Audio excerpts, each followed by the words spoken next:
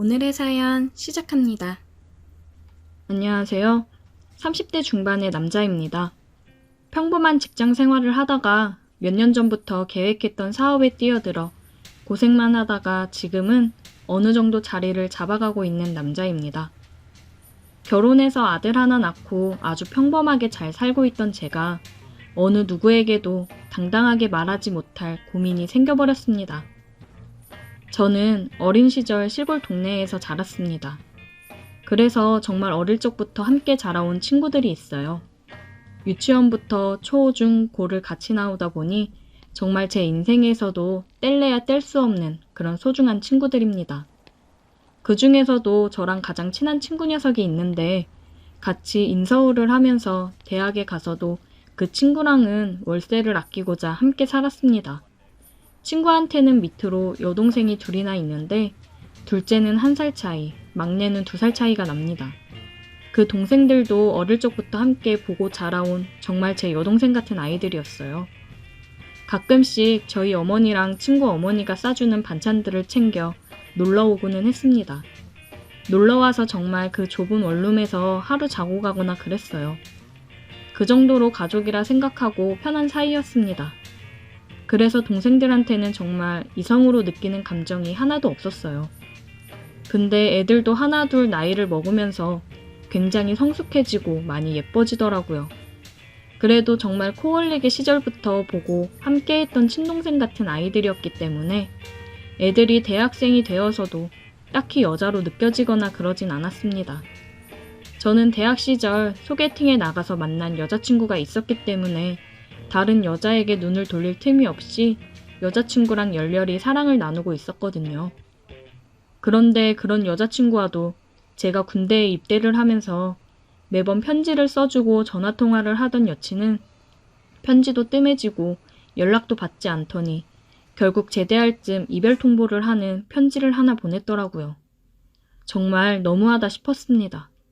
얼마 남지 않은 제대인데 조금만 더 기다려주지 하는 생각이 들었고 저는 너무 힘들었습니다. 군대 생활만으로도 힘든데 그나마 여자친구를 보고 버티며 군대 생활을 할 수 있었는데 뭔가 일방적인 이별 통보를 받으니 내가 정말 못나고 루저가 된 것 같아서 마음이 힘들더라고요. 그래서 저는 제대하고도 많이 힘들어 했는데 전 여자친구의 소식을 듣고 더 우울하고 힘들어지더라고요. 제가 군대 가고 얼마 안 돼서 다른 남자 만나서 연애를 했었더라고요. 한참 양다리를 걸치다가 결국 그 남자를 선택한 거였습니다. 그 사실을 알고 나니 너무 힘들어서 매일 술을 마시며 보냈습니다. 그때 저를 위로해주던 게 친구의 첫째 여동생이었습니다. 친구 여동생들도 다들 서울에서 대학 생활을 했기 때문에 첫째 여동생 먼저 서울에 방을 구해 살고 다음 해에 둘째 동생도 대학에 합격하면서 둘이 같이 지내고 있었어요. 저는 여전히 친구놈이랑 같이 지내고 있었습니다. 첫째 여동생은 저랑 같은 대학에 다니면서 종종 만나서 학식도 같이 먹고 술도 마시고 하다 보니까 많이 가까워졌고 제가 한참 여자친구랑 헤어지고 힘들어할 때 옆에서 저를 많이 위로해주고 챙겨줬어요. 그때 그러더라고요. 어렸을 때부터 저를 좋아했다고 합니다. 제가 마냥 자기를 너무 어린 동생으로만 봐서 속상했었는데 지금 오빠 옆에서 힘이 되어주는 여자는 본인인데 이제 자기 좀 봐주면 안 되냐고 하더라고요. 그날의 분위기도 좋았고 마냥 어리게만 봤던 동생이 어느새 정말 성숙하고 이쁜 성인이 되어서 저에게 이렇게 마음을 표시하니까 저도 모르게 훅 제 마음에 들어왔습니다. 그렇게 우리는 사귀게 되었습니다. 이 사실을 친구 녀석에게 어떻게 이야기를 해야 되나 고민을 많이 했지만 빨리 얘기를 하는 게 맞는 것 같아서 술 한잔 하자고 한 뒤 술을 마시며 얘기를 하니까 생각 외로 축하를 해줬습니다. 잘 됐네. 내 동생 울리지 마라. 걔 옛날부터 너 좋아하는 거 알고 있었어. 그리고 너만한 남자 없는 거 내가 아는데 뭐. 잘해줘라 진짜. 축하해줘서 고맙다. 내가 진짜 잘할게. 우리는 3년의 연애 끝에 제가 취업을 하자마자 결혼을 했습니다. 고향 친구들부터 어른들까지 모두의 축하를 받으며 우리는 행복한 결혼식을 했습니다. 그만큼 행복한 결혼 생활을 했어요. 결혼 생활을 하던 중 친구는 지방으로 발령이 나서 내려갔고 처제는 계속 서울에서 일을 하고 있었기 때문에 친구를 제외하고 셋은 자주 만나고 처제는 저희 집에 와서 저녁을 함께 먹고 그랬습니다. 와이프가 육아를 하느라 힘들어하니까 처제가 집에 자주 놀러와서 애도 봐주고 많이 도와줬어요. 그리고 처제는 집에서 프리랜서로 일을 하는데 작업하는데 지금 지내고 있는 집이 별로라며 계약 기간이 끝나가니까 집을 알아보고 이사를 한다고 하더라고요. 근데 짐을 빼고 집을 알아보고 들어가는 동안 일정이 안 맞아서 잠시 저희 집에서 지낸다고 했습니다. 뭐 지금도 같이 사는 거나 마찬가지로 매일 집에 오니 크게 달라질 건 없을 것 같았어요. 처제는 집에 와서 식사며 육아며 많은 도움을 줬습니다. 와이프도 많이 힘들어 했었는데 처제가 와서 지내면서 평소보다 도움을 많이 주니 굉장히 좋아하더라고요. 저도 아내가 좋아하니 처제한테 고마웠습니다. 그런데 지내다 보니 뭔가 처제가 제 아내가 된 것처럼 점점 행동을 하더라고요. 처제는 막 신혼생활을 시작한 사람처럼 행동하며 좋아했습니다. 처제는 아내한테 자유시간 좀 갖고 밖에 나가서 친구도 만나고 재미있게 놀다 오라고 하더라고요. 자기가 형부 저녁이랑 애기 다 케어하겠다면서요. 아내는 오랜만에 자유시간에 오늘은 진짜 실컷 놀고 늦게 올 거라고 신이 나서 나갔습니다. 저녁 식사를 하고 처제는 애기를 재우러 들어갔다가 나왔어요. 형부, 우리도 술 한잔 할까? 술? 그래, 좋지. 한참을 술을 마시고 있었는데 처제가 갑자기 눈물을 흘리더라고요. 처제, 울어? 형부, 그거 알아? 나도 형부 옛날부터 좋아한 거. 아니 잠깐, 처제 그게 무슨 소리야? 내가 조금만 더 빨리 형부한테 고백했으면 우리 관계가 달라졌을까? 요즘 이렇게 여기 와서 지내면서 알콩달콩 행복한 언니랑 형부 보니까 저 자리가 내 자리였을 수도 있는데 나도 저렇게 행복한 가정을 꾸릴 수 있었을 텐데 싶더라. 너 많이 취했다. 들어가자. 언니가 형부 만나서 너무 좋다고 행복하다고 할 때마다 나는 너무 힘들었어. 형부랑 사랑 나눌 때도 속궁합도 너무 잘 맞는다고 자랑하듯이 얘기하는데 나도 형부한테 안기고 싶더라. 한 번만 나도 좀 봐주면 안 돼? 나도 좀 안아주라. 효진아, 우리 이러지 말자. 너 말대로 나 효선이랑 잘 지내고 있는 거 알잖아. 그리고 너 이러면 나 효석이 얼굴 못 본다 진짜. 오늘 얘기는 못 들은 걸로 할게. 형부가 오늘 나 안 안아주면 지금 나가서 아무 남자하고나 할 거야. 나 진짜 막 살 거야. 너 그딴 소리 할래? 왜 네 인생을 망치려 들어? 그니까 한 번만 안아줘. 그럼 나도 진짜 깨끗하게 형부 잊을게. 한 번이면 되잖아. 해줄 수 있잖아. 정말 어리광을 부리듯 말을 하며 우는데 이걸 어찌 해야 되나 싶었습니다. 제가 많이 아끼는 동생인데 그냥 애교 많은 아이라 저한테 하는 행동도 그냥 오빠로서 저를 대하는 줄 알았는데 다른 마음이 있을 줄은 몰랐습니다. 차마 이렇게 슬프게 우는 처제를 외면할 수 없어 저는 처제를 안고 말았습니다. 처제에게 키스를 하며 얘기했어요. 효진아, 정말 한 번만이야. 너는 정말 아름답고 멋진 애야. 널 사랑해주는 정말 좋은 사람 만나 행복하게 살 수 있어. 제 말이 끝나자마자 처제는 저에게 키스를 해왔고 처제의 방으로 저를 끌고 들어갔습니다. 그렇게 우리는 그날 해서는 안 될 행동을 하고야 말았습니다. 처제는 정말 저를 사랑한다는 듯이 모든 걸 쏟아붓는 듯 했습니다. 저는 그런 처제가 안쓰러우면서도 저를 사랑하는 마음이 느껴져 또 고마웠습니다. 그 다음 날 처제는 정말 우리 사이에 아무 일도 없었던 것처럼 행동을 했습니다. 저도 그런 처제처럼 아무 일도 없었던 듯 대했어요. 처제가 이사할 집에 들어갈 날이 되어 처제는 저희 집에서 나갔습니다. 처제의 빈자리가 굉장히 크게 느껴지네요. 정말 그날 있었던 일을 잊고 아내에게 더 잘하고 살아야겠습니다. 오늘의 사연 여기까지입니다. 오늘도 들어주셔서 감사해요. 구독, 좋아요, 알림 설정 부탁드려요. 오늘의 사연 시작합니다. 안녕하세요. 저는 이혼하고 5살 아이 하나 키우고 있는 20대 여자입니다. 저는 어린 나이에 속도 위반으로 결혼을 했습니다. 결혼식도 올리지 못했고 그냥 시댁에 들어가서 아이를 낳고 살았어요. 시집살이도 시집살이지만 남편이란 놈은 술만 마시고 일할 생각도 안 하더라고요. 그리고 술만 마시면 집에 들어와서 폭력을 행사했습니다. 그런데 시부모님들은 신경도 안 쓰셨어요. 항상 제가 자기 아들 앞길을 막았다고 저를 구박하시는 분들이셨습니다. 저는 그래도 우리 아기 때문에 참고 살려고 했어요. 아이가 4살이 되고 나서부터는 아이를 어린이집에 보내고 일자리를 알아봤습니다.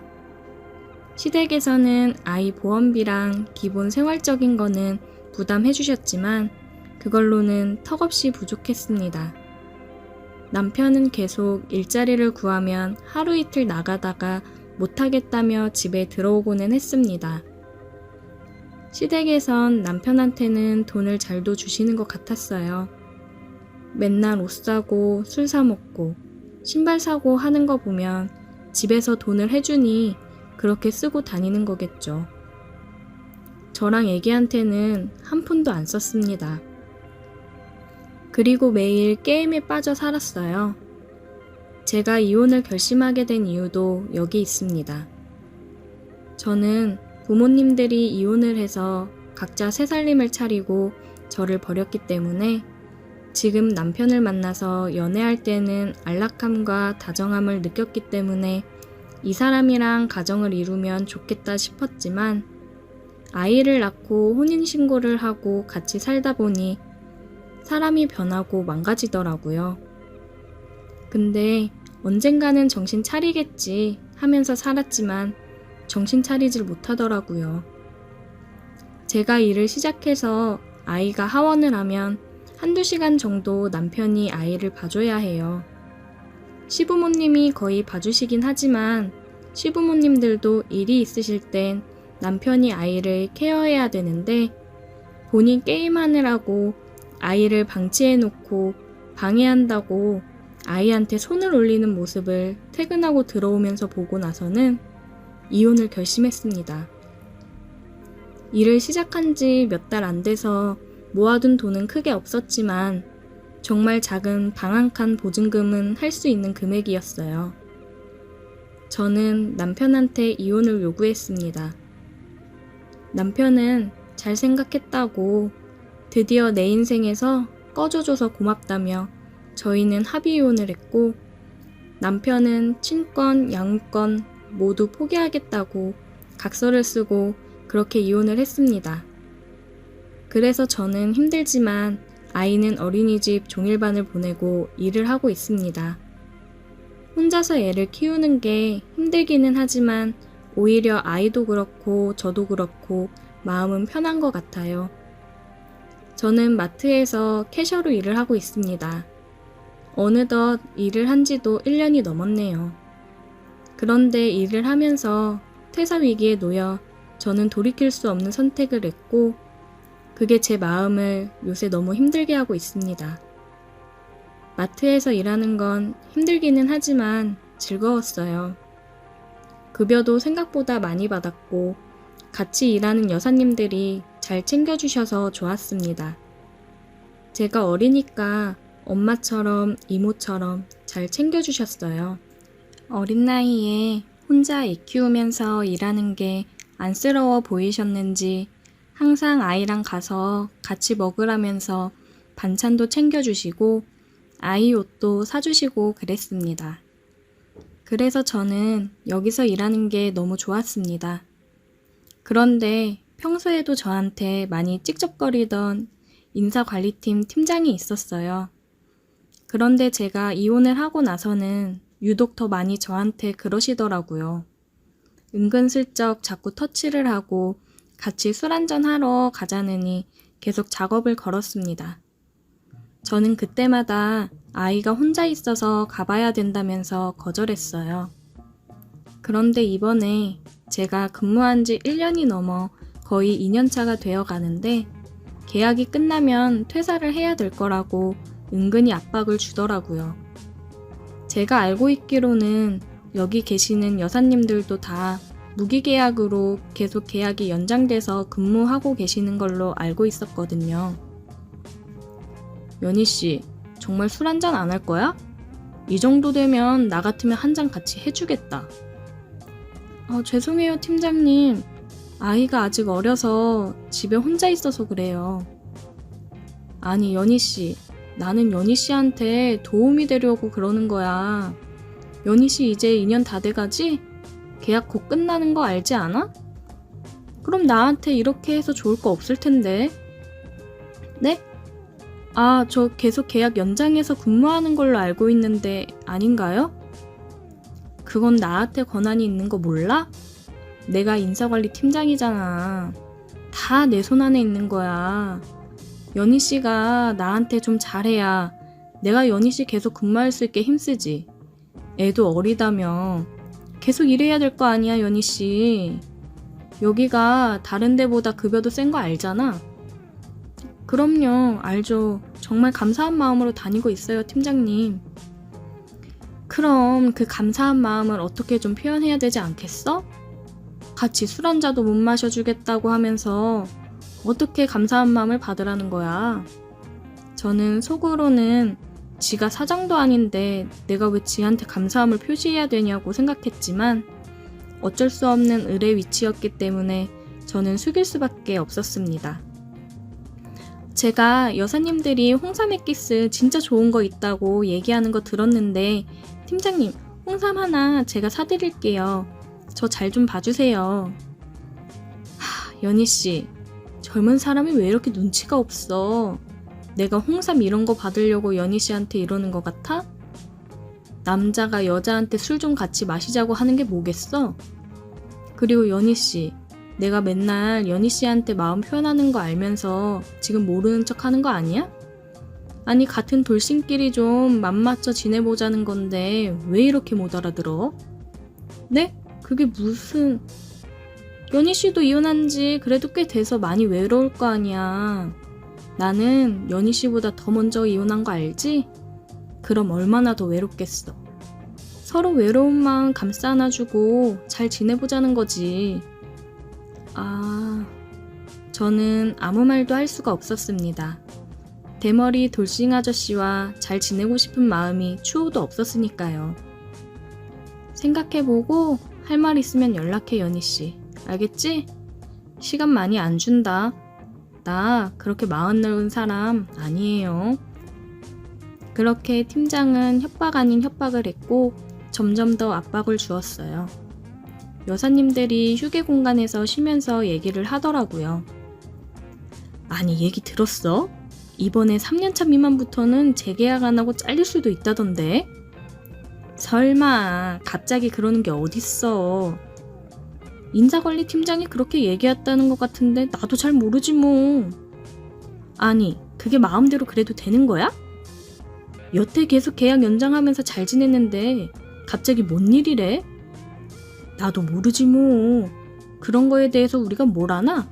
회사에서 알아서 하겠거니 하고 다니고 있었는데 이게 뭔 일인지 참. 설마 진짜 자르지는 않겠지? 다들 혼란스러워하면서 얘기를 나누시더라고요. 저는 음흉한 팀장 얼굴이 생각나면서 이 사람이 바라던 게 이런 거였구나 싶었습니다.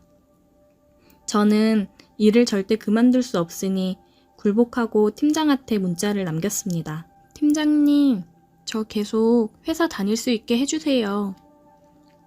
그래, 연희씨, 잘 생각했어. 이따가 5시에 검수장 쪽 창고로 와. 5시쯤 돼서 저는 팀장이 말한 창고로 갔어요.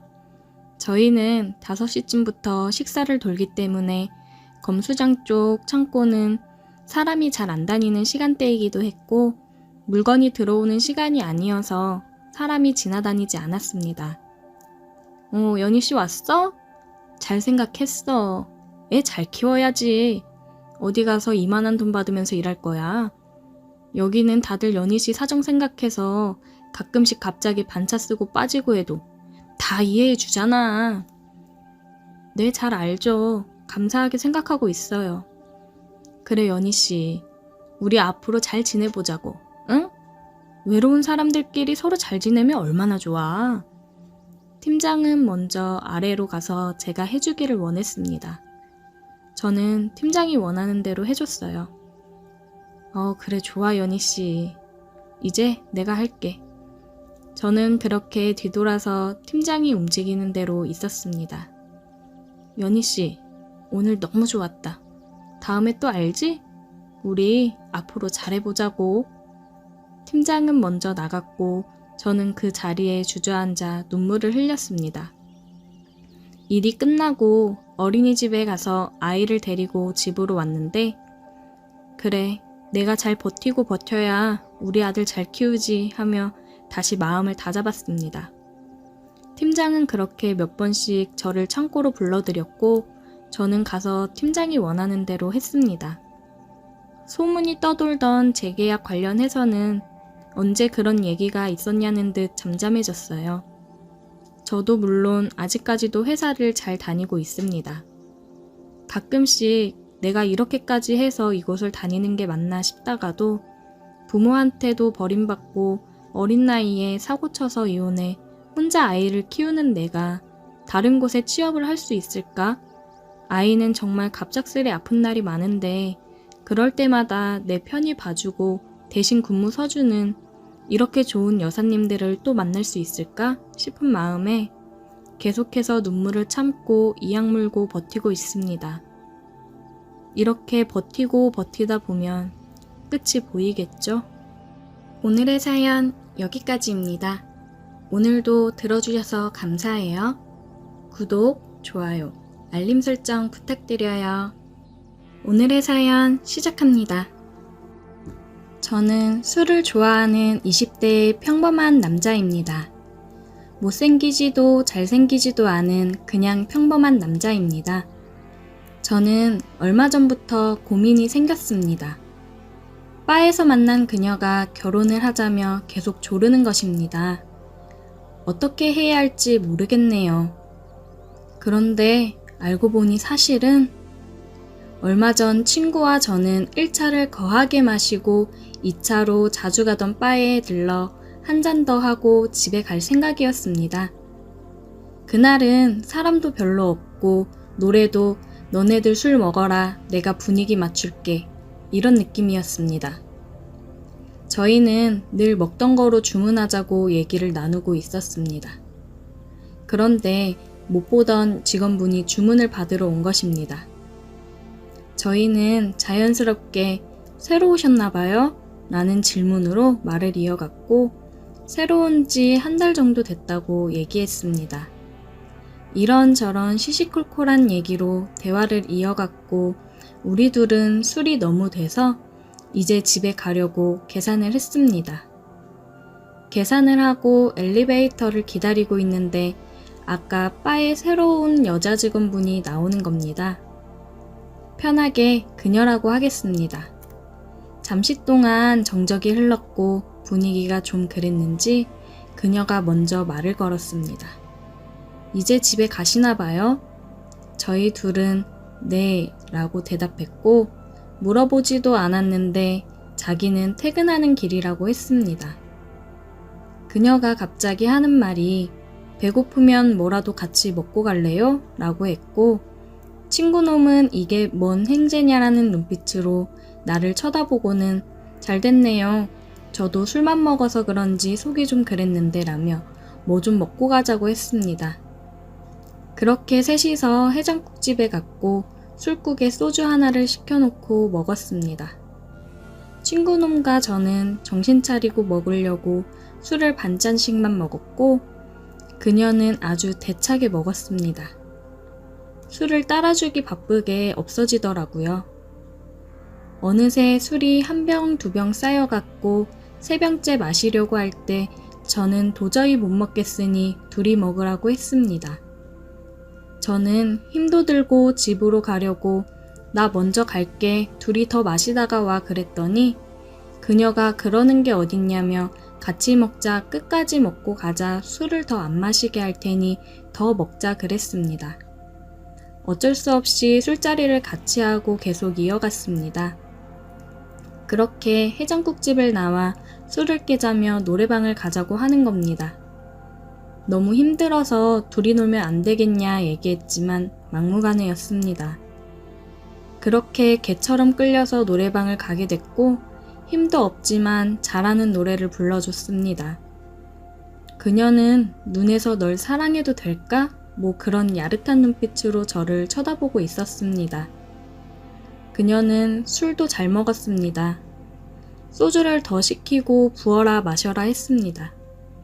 정말 술을 잘 먹더군요. 노래를 부르면서 먹어서 그런지 그녀는 정말 말짱했습니다. 그렇게 만난 지도 얼마 안 됐는데 우리는 금세 친해졌고 약간의 스킨십 아닌 스킨십을 하며 노래와 춤을 췄습니다. 저는 다음날 출근이라 이제 가야겠다며 다시 얘기했고 그녀는 안 된다며 젊은 사람이 뭐 그리 체력이 약하냐며 놀렸습니다. 저는 열이 받아서 오기로 버텼습니다. 그렇게 술 마시고 술이 나를 마시고 그러다 보니 서로 러브샷도 하고 분위기가 참 정신없게 흘러갔습니다. 알람 소리에 눈을 떠보니 생전 처음 보는 천장이 눈앞에 보이는 겁니다. 저는 꿈인가 아직 술이 덜 깼나 싶어 주변을 두리번거렸는데 역시나 집이 아니었습니다. 조금 있다가 그녀가 화장실에서 나오면서 잘 잤어요? 라고 물어봤고 깜짝 놀란 나는 너무 당황스러워서 말을 더듬으며 네, 그런데 이게 어떻게 된 거냐며 물어봤습니다. 그녀는 기억이 안 나냐고 되물었고 어머머 그러면서 기가 찬 눈빛으로 째려봤습니다. 어제 그렇게 사랑한다고 계속 그래서 데리고 와서 사랑까지 나눴는데 어떻게 그럴 수 있냐고 뭐라고 하는 겁니다. 저는 그랬냐고 미안하다고 그녀가 하는 말이 어제 잘해줬으니까 참는다고 했고 자기랑 궁합이 잘 맞으니 계속 만나보자고 한눈 팔면 죽는다고 저한테 경고까지 했습니다.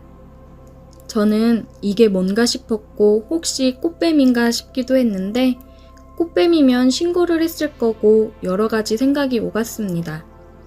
아무튼 그렇게 우리는 계속해서 만났고 사랑은 더 깊어갔습니다. 그녀의 몸매와 머릿결, 머리 스타일 등등 직업 빼고 다 마음에 들었으니까요.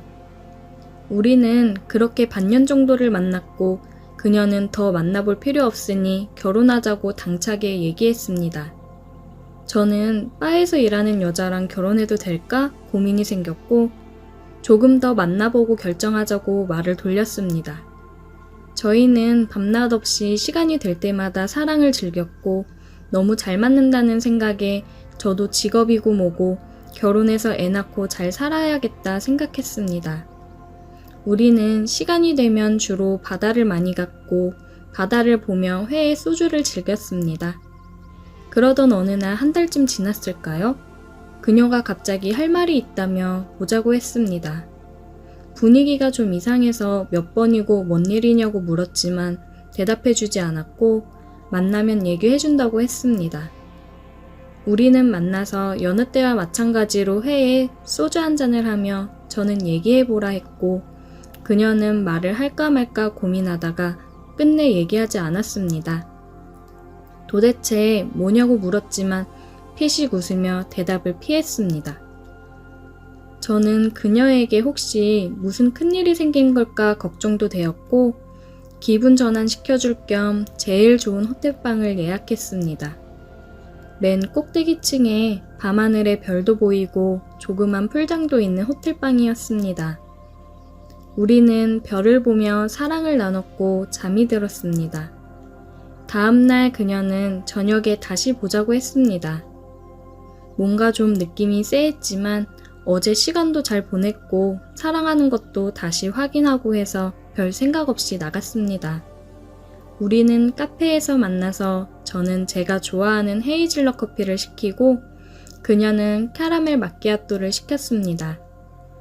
어제 즐거웠니? 뭐가 맛있니? 늘상 하는 얘기를 하다가 그녀가 사실 할 얘기가 있다며 말을 시작했습니다. 어제 얘기를 하려고 했는데 제가 너무 힘들어할까봐 고민하다 말을 못했다며 오늘은 꼭 얘기해야겠다고 했습니다. 저에게 사실은 결혼할 남자가 있다며 얘기했고 가방에서 주섬주섬 뭘 꺼내더니 줬는데 다름 아닌 청첩장이었습니다. 이게 뭔가 싶었습니다. 아니겠지 하며 청첩장을 열어봤는데 그녀의 이름이 박혀 있었습니다. 그녀의 이름이 돋보기로 본 것처럼 너무 크게 보였고 다른 글은 보이지도 않았습니다. 저는 할 말을 잃었고 한참 정적이 흐른 후 저는 장난이지? 라고 물었고 그녀는 사실이라며 미안하다고 정말 미안한데 어쩔 수 없다고 얘기하며 바로 자리를 일어났습니다. 그리곤 하는 말이 좋은 추억으로 간직할게. 우리 다시는 연락하지 말자. 부탁할게. 라는 말을 남기고 가버렸습니다. 정말 망치로 맞은 느낌이 이런 걸까? 라는 생각이 들더군요. 저는 속상한 마음에 그녀가 다니던 바에 찾아갔고 그때 그 친구와 같이 한잔했습니다. 저는 친구에게 있었던 일을 전부 얘기했고 이게 무슨 일인지 모르겠다며 한숨을 쉬었습니다. 그런데 바에서 일하는 여자분이 와서 하는 말이 이걸 말을 해야 하나 말아야 하나 하면서 고민하더니 그냥 얘기 안 하는 게 낫겠다고 하더라고요. 저는 궁금해서 말을 끝까지 하라며 화를 냈고 결국 그 바에서 일하는 분이 얘기를 해줬습니다. 이번에는 정말 망치 10개로 맞은 느낌이 들더군요. 사실은요. 걔가 만나던 사람이 오빠만 있던 게 아니에요. 오빠 잘된 거라고 생각하세요. 라고 말을 했고 저는 어이가 없고 허탈했습니다. 그렇게 자주 만나고 사랑을 했는데 그녀에게 다른 사람이 있었다니. 그래서 저는 내가 세컨이었던 거냐고 물었습니다. 그러니 그 여직원이 하는 말이 아니라고 세컨 근처도 못 간다고 했습니다. 세상에, 저는 정말 어이가 없었습니다. 그분이 하는 말이 정확히 몇 번째인지는 모르겠지만 걔가 동시에 만나는 남자가 한 5명은 됐었다고 하더라고요. 저는 그 5명 중 1명일 뿐이었던 겁니다. 저는 정말 사랑했는데 결혼까지 고민했는데 세상에 어떻게 이런 일이 제게 벌어질 수가 있을까요? 그리고 어떻게 5명을 만났는지 어이가 없으면서 대단하네요. 그런데 더 어이없는 건 저를 더 비참하게 만든 며칠 후 그녀의 프로필 사진이었습니다. 그녀의 프로필 사진에 결혼할 남자인지 모르겠지만 몇 억대는 람기니 앞에서 함께 찍은 사진이 올라왔더라고요. 저는 그녀를 사랑했지만 그녀는 아니었던 것 같습니다. 그냥 수많은 남자 중 하나였겠죠. 그녀에게 화를 한번 못 내보고 비참하게 저는 그녀를 잊어야겠습니다. 살다 보니 참 이런 일도 다 겪어보네요. 그렇게 남자가 많았으면서 결혼하자고 왜 떼를 쓰고 닥달을 했는지 이해가 되질 않네요. 오늘도 술이나 한잔 해야겠습니다. 오늘의 사연 여기까지입니다. 오늘도 들어주셔서 감사해요. 구독, 좋아요, 알림 설정 부탁드려요.